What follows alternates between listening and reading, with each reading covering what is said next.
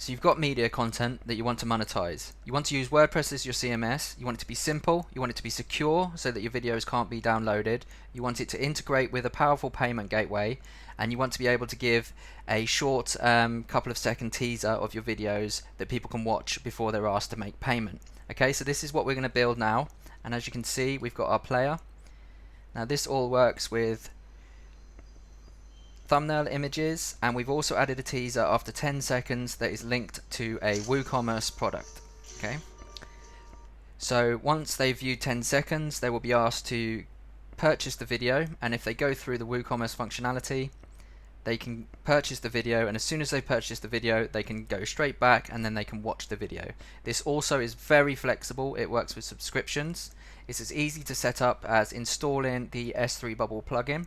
You encode your content through S3 Bubble, and then you add your player code.